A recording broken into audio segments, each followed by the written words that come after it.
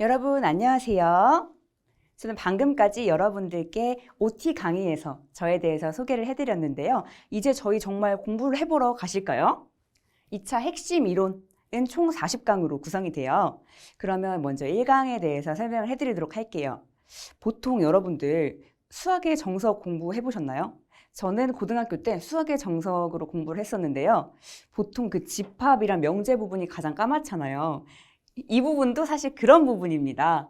하지만 반드시 알아둬야 하는 부분이기 때문에 오늘 저의 강의를 통해서 한 큐에 정리하자고 생각하시면서 저와 함께 들으러 가실게요. 챕터 1, 방금 말씀드린 부분은 인적자원관리의 개관 부분입니다. 이런 인적자원관리는요, 경영학의 하위 학문이에요. 그러면요, 경영학에 대해서 어떻게 구성되어 있는지 설명을 간단하게 드리고요. 인적자원관리라는 학문에 대해서도 간단하게 짚고 넘어가실게요. 먼저 경영은요, 개인이나 사회 전체의 복지를 위해서 필요한 재화 및 서비스를 생산하고 분배하고 관리하는 제반 활동이에요. 이런 것들을 다루는 것을 바로 경영학이라고 하는데요. 이런 경영 현상을 이해하는 학문 체계를 의미합니다. 이러한 경영 현상은 주어지는 목표를 위해 한정된 자원을 가장 효율적으로 사용하려는 기업 조직의 행위입니다. 여러분, 자원을 효율적으로 이용한다는 건 뭘까요? 노력을 투입한 만큼 또는 노력을 덜 투입해서 내가 원하는 결과 또한 정말 큰 성과를 얻어낸다는 거예요. 그럼요, 기업은요, 뭐가 제일 중요해요? 돈이죠. 이런 돈을 더 효율적으로 벌기 위해서 만든 학문이라고도 볼 수 있어요.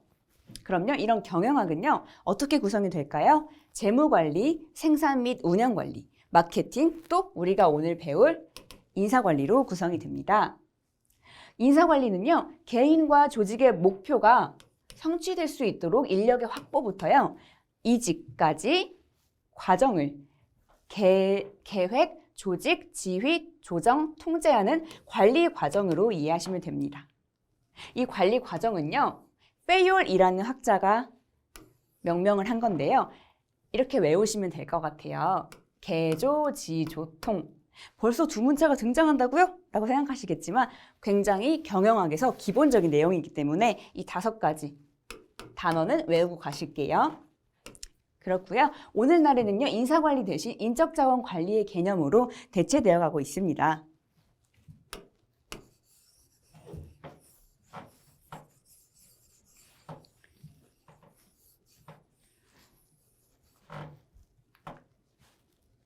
다음은요, 인사관리 용어의 변천에 대해서 설명을 드릴 거예요. 이를 위해서요, 제가 이거 예시를 가져왔어요. 여러분, 혹시 이거 뭐예요? 이거 제가 그림을 잘 못 그리는데요. 이거 뭐야? 죄송해요. 이거는 피카츄예요. 여러분, 포켓몬빵 아세요? 제가 이걸 구하려고 모든 편의점을 돌아다녔어요. 결국 2개를 구했어요. 자, 이거를 가지고 설명을 드려볼게요. 여러분, 저는 지금 이 포켓몬빵에 지금 빵 회사에 재직 중인 근로자라고 해볼게요. 그럼요, 여기에서 이 빵을 생산하는 사람이 있을 거예요. 이 사람이 있어요. 빵 생산, 빵. 그럼요, 이들을 관리하는 것을 보통 노동관리라는 용어로 설명을 드릴 수 있어요. 그럼요, 이 포켓몬빵을 생산하기 위해서 뭐 해야 되죠, 지금? 마케팅 해야 되죠. 그러면 이런 직원들, 사무직원들을 관리하는 것을 인사관리라고 하고요. 이러한 인사관리는요, 인적자원관리로 변천이 되는데요. 인적자원관리는 기존의 노동관리와 인사관리와 어떤 점에서 다를까요? 바로 인간을 이 자원으로 인식을 했다는 겁니다. 여러분, 자원에는요, 어떤 것들이 있어요? 토지, 자본, 사람. 이게 경영의 3요소라고 해요. 그럼요, 이 자본, 토지, 사람이 있는데요. 자원에는 또 뭐가 있을까요? 자원에는요, 물적 자원이 있고요. 인적 자원이 있고요. 시간적 자원이 있어요. 그럼요, 이 인간도요. 기업에 돈을 벌어주기 위한 어떤 가장 큰 요소라는 거예요. 그렇기 때문에 이 인간을 자원으로 생각했다. 지금 우리가 배우고 있는 과목이에요. 그렇게 되면서 최근에는요. 전략적 인적 자원 관리라고 해서 인사, 사무직원 관리, 노사, 공장 직원 관리, 전략, 기업의 전략 관리까지 한 큐에 하게 되는 것을 바로 전략적 인적 자원 관리라고 해요. 저도 이 순서대로 이제 설명을 드릴 거예요. 자, 인적 자원 관리는 그러면 이제 본론으로 들어가네요. 뭘까요? 조직을 구성하는 구성원들이 스스로 적극적으로 조직의 목적 달성에 기여하도록 유도함으로써 조직의 발전과 함께 조직 구성원 개개인의 안정과 발전도 아울러 달성해야 한다. 여러분, 지금 이 밑줄 친 부분은요. 암기를 해주셔야 돼요. 인사관리는요. 뒤에서도 말씀을 드리겠지만요. 가장 중요한 게요. 기업의 경제적인 효율성 달성과 경제적 목표 달성, 또 종업원의 사회적 효율성 달성을 위해서 이걸 종합적으로 아우르고 있는 학문이에요. 이 부분 암기해 주셔야 되고요. 따라서 조직의 목표를 달성함에 있어서 필요한 업무를 제대로 수행할 수 있는 인력을 찾아서 해당 조직에 참여시키고요. 그 인력이 해당 업무에 어떻게 잘 적응해서 능력을 표출할 수 있도록 이끄는 과정이에요. 그러니까 기업도 이득이고요. 나도 이 회사에 다니면서 자아실현 또는 만족, 성과 창출을 통해서 같이 만족하고 다 같이 잘 되자는 거죠. 네, 쉽게 말하면 다 같이 잘 되자는 거예요. 그렇죠. 기존의 인사관리는요. 그러나 구성원을 통제, 감시했어요. 그래서 이 아까 말씀드린 돈 버는 수단으로밖에 인식을 안 했었습니다. 하지만요. 인적 자원 관리는 인간을 자원으로 인식한다고 했죠. 구성원을 자산, 에셋, 자산으로 보고 이를 개발하는 것에 초점을 두어서 기업의 전략적 계획과의 연계성을 높이고자 합니다. 예를 들어서 아까 포켓몬빵 있었죠. 자, 보름빵 이라는 회사가 있어요. 이 회사. 이의 전략은 뭐예요? 빵계 1위라는 전략을 위해서 이 공장 직원들 뿐만 아니라 사무 직원들까지 다 같이 노력을 해요. 그렇지만 단순히 비용만은 아니고요. 이들도 이 피카츄 빵을 만들면서 내가 이렇게 빵을 잘 만드는 사람이었어? 나 이렇게 사람들에게 기쁨을 줄 수 있구나. 또 나 이렇게 마케팅을 잘해서 사람들이 포켓몬빵 없으면 너무 나 한번 사보고 싶은데 라는 마음 들 수 있도록 하는 사람이 맞구나 라는 것을 동시에 달성할 수 있다는 거죠. 자, 여기까지 말씀드렸고요. 인적자원관리의 중요성에 대해서 간단하게 짚고 넘어갈게요. 인적자원의 중요성이 증대되고 인간은요, 무한한 개발 가능성이 있대요. 그리고 또 근로자의 업무 동기 부여가 굉장히 중요해지고요. 환경 변화에 대한 대응 필요성도 있습니다. 여러분, 혹시 주 52시간 제도에 대해서 들어보셨어요? 제가 시험 봤을 때 주 52시간 제도의 등장 배경과 도입 효과, 장단점에 대해서 설명하라는 문제가 나왔었어요. 설명을 해보자면요. 2021년 7월부터 5인 이상 사업장에요.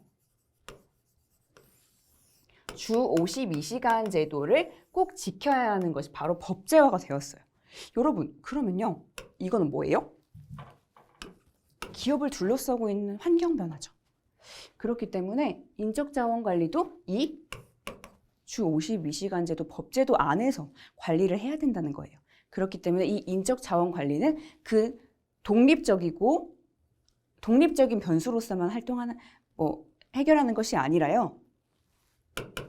법적, 경제적, 정치적, 또 사회 문화적인 환경까지 영향을 받기 때문에 여러분들이 좀 다양하게 좀 신문도 보시거나 그렇게 하면 이 인사관리라는 과목이 좀 더 풍부해지실 거예요. 하지만 이제 여러분들은 수험 생활을 하시기 때문에 공부를 하실 시간밖에 없으시니까 제가 저의 인사관리 학회 경험을 통해서 여러분들께 최신의 트렌드를 제공해 드리도록 할게요.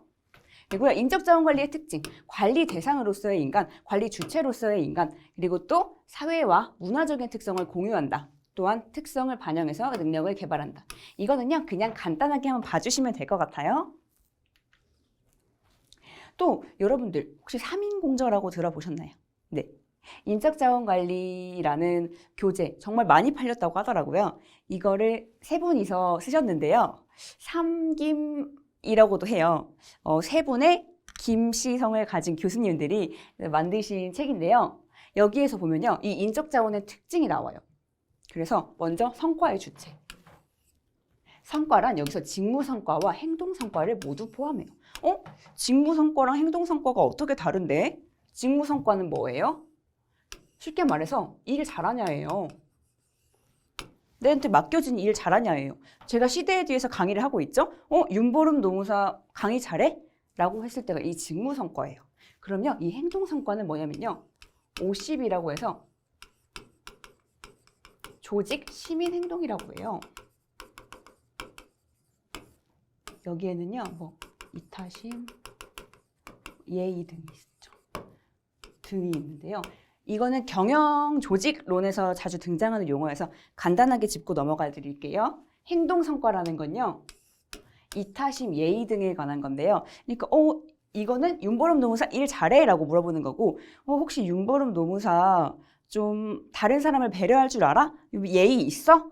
라고 해서 이 조직 내에서 나의 행동에 대한 것들을 말씀을 드리는 건데, 그래서 이 인적자원은요, 이런 성과의 주체라는 겁니다. 두 번째는요, 비용의 요소가 됩니다. 여러분들, 사람 한 명을 채용하면요, 아까 그 포켓몬 빵으로 설명드릴게요. 공장 직원을 한 명 채용하면은 임금 받은 만큼 돈이 나가죠. 그리고 복리후생, 돈만 줄 수 없어요. 이분들한테 뭐 여름 때마다 어디 뭐 콘도도 보내드려야 되고, 그리고 명절 때마다 경조사비도 줘야 되고, 이것들이 모두 다 비용이죠. 그래서 제조원가의 상당 부분을 차지한다. 또한 의사결정자로서의 역할을 하는데요, 인적자원 관리와 관련된 결정을 스스로 내린다. 또한 인격을 갖추고 있는데요, 개인적인 목표와 욕구를 가지고 있습니다. 따라서 같은 환경이어도 인적자원의 목표와 욕구에 따라서 성과가 달라진다. 즉, 성장 욕구에 따라서 성과가 달라진다는 거예요. 그리고 기업 외부와의 인터페이스. 이건 뭐냐면요, 가정, 사회단체 등 타 집단과의 관계를 맺기 때문에 얘는요, 유지관리에서도 설명드릴 거예요. 예를 들어서 제가 오늘 부모님이랑 예를 들어 싸웠어요. 그리고 회사에 갔어요. 근데 기분이 굉장히 좋지 않고 일이 손에 안 잡히는 거예요. 그렇게 하려면 어떻게 해야 돼요? 먼저 가정에 있는 문제를 해결하고 와야 일도 잘 되는 거죠. 그렇기 때문에 얘는 나중에 유지. 얼마만큼 이 기업 조직에서 내가 일을 잘하고 좀 장기적으로 이 회사에서 성과를 낼 수 있느냐에 대한 동기부여적인 측면에 대해서 설명해 드릴 거예요.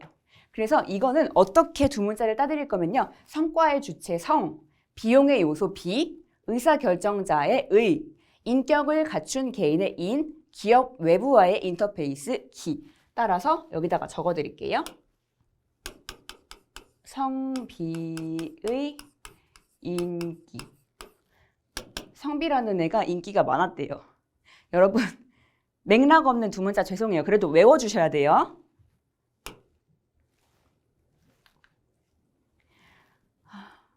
중간에 한번 말씀드리면, 제가 강의를 하는데 이제 좀 긴장이 저도 좀 풀리는 것 같아요. 그래서 이제 여러분들을 이렇게 랜선으로 보게 될 것 같아서 너무 행복하고, 이 영상을 보시면서 여러분들도 좀 재밌게 공부하셨으면 좋겠어요. 저도 수험생활 때 저는 이제 실강을 많이 들었었는데요. 주변에 보면은 다들 표정이 굉장히 어두워요. 나 수험생이다라는 게 얼굴에 써 있어요. 근데 좀 재밌게 여러분들께, 어쨌든 여러분들도 일을 하시면서 행복을 추구하셔야 되기 때문에 이 과정도 어렵지만요, 그리고 또 힘들지만요, 이 과정 속에서 조금 행복을 드릴 수 있도록 저도 여러분들의 좀 비타민이 되어드리고 싶어요. 네, 여기까지. 네, 잠깐 끊고요. 그리고 인적자원 관리의 목표, 아까 말씀드렸죠. 별 3개예요. 이거를 직접적으로 물어보진 않지만요, 그래도 암기를 해주시면요, 여러분들의 답안이 좀 더 풍부해져요. 아까 말씀드렸듯이 기업이 최소의 비용을 들여서, 즉 돈을 아주 적게 들여서 성과를 극대화시킨다. 이게 바로 경제적 효율성이고요. 사회적인 효율성, 사회 구성원이 종업원의 욕구 충족을 통해 사회적인 만족감을 극대화시킨다. 따라서 인적 자원 관리는요, 이렇게 두 가지의 목표를 통합시키는 것을 중요하게 생각합니다. 인적 자원 관리의 연구 대상. 여러분, 인사 있잖아요. 사람과 일이에요.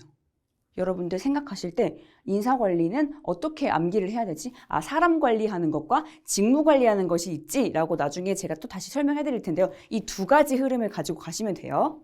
먼저 직무, 즉 일이에요. 직무의 존재 이유, 또 다른 직무와의 관계 및 직무 수행의 방법과 관련된 직무 구조, 성공적인 직무 수행 순서, 그리고 직무 수행 과정에서 타 직무와의 연결을 연구하는 직무 수행 과정 등이 있어요. 그럼요, 간단하게 설명드리면 아까 빵을 만드는 보름빵 회사가 있죠. 보름빵에서 포켓몬빵을 생산을 한다. 그러면 여기에서는 빵을 반죽을 해요. 그리고 여기에다가는 뭐 토핑을 해요.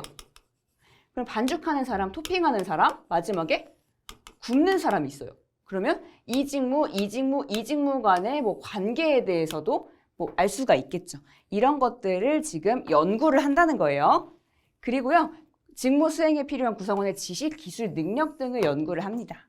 또한 사람은요, 어떤 사람을 뽑을지에 대해서 인력 계획을 하고요, 모집을 하고 선발을 해요. 또 이들을 교육시키고 어떻게 하면 이들의 직무 성과를 평가하는지에서도 다루고요. 얼마나 보상을 해줘야 되는지, 아까 말씀드렸던 유지관리, 노사관계까지도 봐주시면 될 것 같아요. 그러면요, 지금 이제 두 번째 절인데요. 인적자원관리의 역사에 대해서 설명을 해드리도록 할게요. 간단하게 보시면요, 기계론적 접근, 인간관계론적 접근, 행동과학적 접근, 현대적 접근, 전략적 접근까지 있는데 오늘은요, 여기까지 볼 거예요. 기계론적 접근에 대해서 먼저 설명드릴 건데요. 기계는 사람과 어떻게 다르죠? 기계는요, 딱딱 끊어지고 뭔가 표정이 없는 것 같아요. 감정이 없는 것 같죠? 즉, 효율성, 돈 되는 거에만 가장 집중을 한다는 거예요. 그래서 첫 번째 등장한 것은 바로 과학적 관리론인데요. 관리를 하긴 하는데 과학적으로 한대요. 즉, 지금까지는요, 막 사람들을 아무렇게나 막 관리했어요. 예를 들어, 뭐 빵을 판매하고 있는데, 나는 빵을 굽는 사람인데 갑자기 사장님이 저한테, 제가 종업원이에요. 저한테 너 빨리 가서 계산을 하래요. 저는 제 직무가 아닌데요? 라고 해도, 너도 그래도 바쁘니까 해야 돼. 라고 하는 것처럼 굉장히 주먹구구식이었어요. 이거를 참지 못했던 미국의 테일러라는 사람이 있어요. 테일러는요, 청교도였어요. 청교도 사람들은요, 굉장히 금욕적이고요. 굉장히 똑똑하고 이성적이에요. 그렇기 때문에 이 사람이 공부를 굉장히 많이 오래 했다고 해요. 그래서 하버드 대학교에 입학해서 공부를 했지만 너무 공부를 열심히 해서 눈이 많이 먼 거예요. 그래서 하지만 이제 이 사람이 관리자로서 역할을 할 수 있도록 어디에서 이렇게 공장에서 활동을 하게 됐는데요. 이 테일러가요, 과학적 관리론의 시초입니다. 기업 조직에서의 계획과 실행의 분리를 기본으로 했다. 즉, 계획을 하는 사람은요, 여기 있고요. 실행을 하는 사람도 따로 있어요. 지금 시대 에듀에서도 이 강의를 기획하시고 계획하신 분이 있죠. 실행하는 건 저 윤보름 노무사죠. 하지만 이 강의는 저도 이제 계획에 참여를 하지만 무튼 이제 계획과 실행을 분리를 했었대요. 이게 바로 과학적 관리법이고요. 과학적 관리론은 4가지의 원칙이 있어요. 개개인별 작업 요소에 대해서 과학을 개발을 했대요. 그래서 이거 보시면요, 막 삽을 파는데요, 이 각도까지도 가르쳐요. 이 각도, 예를 들어 뭐 75도로 75도로 삽을 파야 더 잘 파진다는 거예요. 그렇게 해야 더 효율적으로 팔 수 있다는 거예요. 또한 조직의 종업원들을요, 과학적으로 선발했어요. 어떻게 하면 과학적으로 선발할 수가 있을까요? 뭐냐면요, 이 직무에 필요한 동작 연구라고 하고요, 시간 연구라고 해요. 해당 동작을 더 잘할 수 있는 사람, 그리고 이 시간 동안에 이 업무를 할 수 있는 사람을 선발을 해요. 그래서 이들에게 과학적으로 교육을 시키고 훈련을 시키고 개발을 시켜요. 그 다음에 이들과 협력해서요. 운영자와 종업원 간의 책임을 균등하게 배분을 하고요. 종업원들에게는 높은 임금을 주고요. 운영자에게는 많은 이익 창출의 효과를 주어서 종업원과 운영자 모두에게 번영을 줘요. 이거는요. 고임금. 임금을 많이 준다. 그리고 저노무비. 여러분들 이거 암기해 주세요. 고임금, 임금은 높아요. 근데 저노무비. 노무비, 그러니까 비용의 이 인간의 인건비가 좀 적게 든다는 거죠. 이 두 가지를 실제로 달성할 수 있었어요. 그래서 대량 생산에 기여를 했던 거예요. 그래서 여기서 보면요. 과업 관리 및 직무 설계부터 설명을 해드릴게요. 이 테일러는요. 아담 스미스의 분업의 원리를요. 이 관리자와 근로자의 직무에 적용을 했어요. 그래서 보면요. 관리자와 근로자의 직무가 분업화되어야 한대요. 여러분 여기서 키워드 또 뽑아드릴게요. 분업. 이거 암기하셔야 되고요. 그다음에 이 시간과 동작 연구. 제가 앞에서 설명드렸죠. 작업 수행에 사용되는 도구. A 회사의 삽. 여기 것만 써야 돼. 그리고 작업 환경. 너 이 3평 공간에만 있어야 돼. 너 6평에서 일하면 안 돼. 라고 굉장히 표준화된 작업 환경을 여기서는 고집을 했었습니다. 테일러는요. 이 작업 절차 등도 다 표준화했답니다. 그래서 최적의 직무 수행 방식을 설정을 했어요. 이러한 최적의 직무 수행 방식을 기준으로 표준 생산량을 결정하는 등 체계적인 직무 설계의 기초 개념과 기법을 개발하는 데 크게 공헌하였다. 또한 아까 말씀드린 과학적 선발과 훈련인데요. 직무 연구에 의하여 설계된 직무 내용을 기준으로요. 이 자격 요건을 명시했대요. 키는요, 180 이상이어야 되고요. 몸무게도 80kg 이상이어야 되고요. 아팠던 적도 없어야 되고요. 등등 명시를 했죠. 이건 나중에 설명드릴 직무 관리에서 직무 기술서와 직무 명세서가 있어요. 그 직무 명세서의 근간이 되겠죠. 그리고요, 이거를 기반으로 근로자를 선발해서 직무 조건에 적합하게 훈련시켜야 한다고 주장했습니다. 또한 육체적이고 지능적인 자격을 갖춘 근로자들을 선발을 해서요, 표준 생산량을 달성하도록 했습니다. 이러한 표준 생산량을 달성을 하면요, 돈을 더 줬어요. 이게 바로 차등 성과급제예요. 그러면요,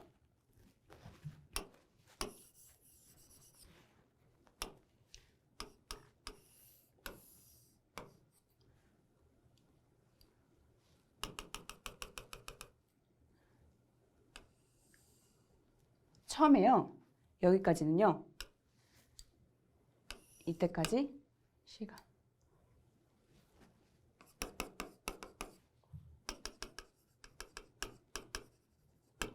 생산량이 시간에 따라서 늘어나요. 근데 이 시점, 이 기준으로 이 생산량을 넘기면요. 이때부터는 이렇게 더 주는 거예요. 이거를 고임률 적용. 그러니까 쉽게 말하면 너 일 잘하면 내가 돈 더 많이 줄게 라는 거예요. 그러면 되게 좋은 거 아닌가요? 나도 여기서 일하고 싶다 했을 수도 있겠죠? 그리고 이런 기능적 감독자 제도라고 해서요. 일선 감독자의 직무 구조에 분업의 원리를 적용했다. 이게 무슨 말이냐? 이게 무슨 말일까? 그러니까요. 생산 공장, 빵 생산 공장이 있어요. 그리고 여기는 관리하는 사람이 있어요. 전에는요, 이 빵 공장 안에서 빵을 만드는 사람 중에 한 명이 우리들을 모두 다 관리를 했었어요. 하지만 과학적 관리론에서는요, 이 관리하는 사람이 다 따로 있어서 관리만 하는 사람들이 따로 이 빵 공장 직원들을 관리를 해야 관리라는 업무 자체가 전문화된다는 거예요. 그래서 이런 기능적 감독자 제도까지 여러분들 암기하셔야 되고요. 따라서 근로자들의 생산을 감독하는 데에만 집중을 하고 기타 관리 업무는 이를 전문적으로 수행할 수 있는 감독자에게 위임을 해야 된다는 기능적 감독자 제도를 제안을 했습니다. 따라서 근로자와 관리자가 책임을 분담하고 과업의 과학적인 수행을 위해서 상호 협력하자. 나도 열심히 하고 또 관리자들도 우리를 서포트해야 된다는 거. 이게 여기까지가 바로 과학적 관리론이에요. 근데 조금 아쉬운 부분이 있어요. 과학적 관리, 인간은 기계가 아닌데 어떻게 기계로만 접근을 했을까? 따라서 평가는 보면요. 물론 대량 생산 가능하게 했어요. 그래서 산업 발전에 지대한 공헌을 했지만요. 기계적인 능률관에 입각해서요. 기술주의 사고방식을 뿌리내리게 했어요. 뭐야? 나 돈 버는 기계인가? 라고 생각을 하게 했다는 거예요. 그래서 권위주의적인 조직관으로의 이행을 촉진을 했었어요. 또한 인간은요. 사람들도 만나고 싶고요. 사람들이랑 얘기하고 싶어요. 근데 아까 뭐였어요? 너는 삼평에서만 일을 해야 돼. 너는 다른 사람들이랑 일하면 안 돼. 딱 너는 혼자 있을 때 효율적이야. 라고 했기 때문에 사람들과 교류할 시간이 없어요. 그렇기 때문에 기업 조직과 사람을 기계화함으로써 사람의 부품화, 인격적인 상실 등을 통해서 기업 조직과의 상호 의존적 작용을 무시했대요. 그래요? 너무 안타깝네요. 그렇기 때문에 뭐가 등장했죠? 인간관계론적 접근이 등장했습니다. 인간관계론적 접근, 인간을 중시한다. 인간의 관계를 중시한다는 건데요. 메이요라는 사람이 호손 실험을 했습니다. 성립 계기는 뭘까요? 방금 말씀드린 과학적 관리론에 좀 기존의 인사관리가 주먹구구식에서 과학적으로 표준화된 건 굉장히 좋았지만 인간을 기계적으로 파악했기 때문에 조금 인간을 소외시켰다는 단점이 있었어요. 그렇기 때문에 등장을 했고요. 내용은 조명실험, 계전기 조립실험, 면접실험, 배전기 관찰실험이라고 해서요. 조개, 면, 배라고 해요. 이렇게 외워주시면 될 것 같아요. 먼저 조명실험에 대해서 알아볼게요. 먼저 이 메이요라는 사람은요. 작업 환경, 즉 조명의 변화가요. 이 근로자의 성과에 어떤 영향이 있는지 알아봤었어요. 그래서 조도를 조정을 했어요. 이 공장에서. 조도. 근데요. 알고 보니까 이 작업 성과는 향상이 되었지만 또 이 조명을 꺼도 작업 성과는 좋았던 거예요. 그러면 크게 작업 성과에 영향을 미치지 않았다는 거예요. 그 다음은요. 계전기 조립 실험인데요. 사람이 있어요. 이 사람한테 간식도 주고요. 인정도 줘요. 그래서 이 사람이 성과가 좋았어요. 근데요. 간식을 다 뺐고 칭찬했던 것도 다시 하지 않으니까 그래도 성과가 좋은 거예요. 그렇다면 또 이게 계전기 조립 실험에서도 딱히 큰 직무 성과에는 영향이 없었다는 걸 알려줄 수가 있었어요. 그 다음에 면접 실험인데요. 지금 이 메이요라는 학자가 호손 공장에 왔어요. 이들을 인터뷰하면서 실험을 했는데요. 이 피면접자들은요. 저 사람들이 우리를 지금 지켜보고 있다. 그렇기 때문에 우리는 성과를 잘 내야 된다라는 부담을 가졌나 봐요. 그래서 이 직무 성과가 유지되었나 봐요. 그래서 큰 효과가 없었대요. 즉 구성원들한테요. 개인적인 감정이나 이런 것들 구성원들이 영향을 받기는 하지만요. 집단의 사회적인 조건에 따라서도 조금씩 달라질 수가 있어요. 즉 나를 쳐다보는 사람들 때문에 내가 일을 더 열심히 할 수 있었다는 거예요. 마지막으로는요. 배전기 전선작업 관찰 실험인데요. 나는 일을 정말 잘하고 싶어. 열심히 했어요. 근데 옆에 사람들이 내가 열심히 일하는 걸 좀 싫어하는 거예요. 그래서 나는 원래 100개 만들 수 있는 사람이에요. 근데 야, 너만 그렇게 잘해? 라고 하면서 저를 괴롭히는 거예요. 그러면 나도 모르게 80만 하게 돼요. 이걸 뭐라고 해요? 집단 따돌림이 아니라 압력이라고 해요. 그룹 프레셔라고 하는데요. 이런 집단 압력 때문에 나의 성과가 영향을 미쳤대요. 즉 인간은요. 사회에 속해 있어요. 그래서 기계적으로 단순히 효율적으로 이 성과를 낼 수가 없어요. 내가 잘하면 다른 사람들이 나를 시기할 수도 있잖아요.